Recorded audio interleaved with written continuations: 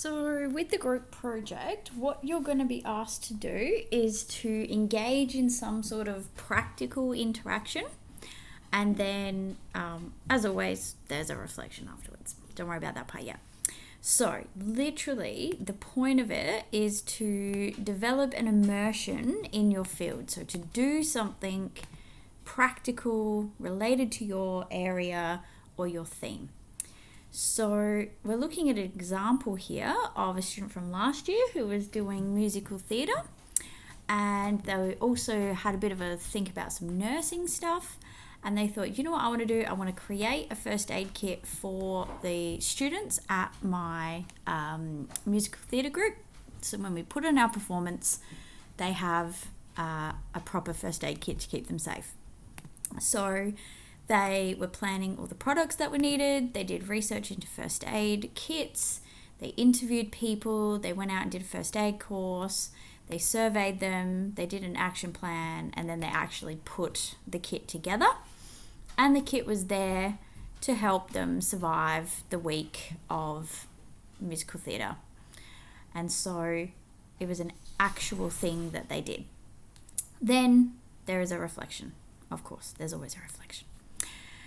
In this task, you're going to be marked on your ability to show that you can integrate parts of your topic into something practical, that you understand your topic, you understand the issues in your topic, you understand how to collaborate with others, and you understand how to work with other people to achieve a goal.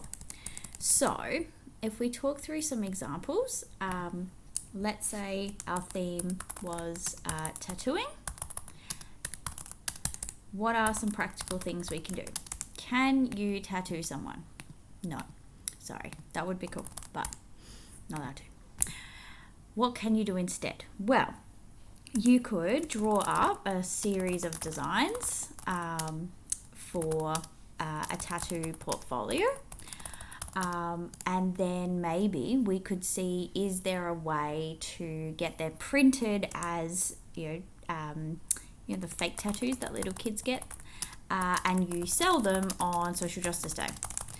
And that becomes part of your group project. You consult with people, you survey students about designs, you write or you interview some tattooists about their practice that they do. Maybe you go down to the art gallery and you have a look at some of the artwork there for inspiration. Maybe you go to some tattoo parlors and you take some photos of their books if they allow you to. So it's all about getting out into the community doing stuff. Okay, so that's the first idea. Second idea, go off and do a first aid course. And you spend your 8 hours getting your first aid and CPR, and then you come back and you design a little basics first aid workshop for the year 7s, what to do in an emergency. And you pre-survey them. What do they know already about first aid? You teach them some stuff, and then you give them a little post-survey and you say, did you actually learn what to do in an emergency? You might make a little brochure for them, and then you actually have that lesson with them. So that's something else you could do. Maybe if your interest is STEM, then you're going to actually work with some STEM club or some STEM themed activities. Maybe you're going to run a lunchtime session. Maybe you'll get some of the year 3s to come up in our lessons and do activities with you. Maybe you will decide that you're actually thinking a lot about getting girls out into the community. Maybe are there any community activities that we could take them to?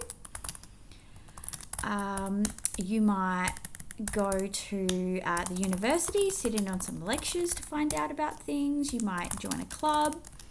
But the idea is getting out and then you're bringing it back. Okay. If you're doing something with design, you might put together a portfolio of designs that show your understanding. If you're doing something with social media, might be running a course about how to be safe on social media. Get planning.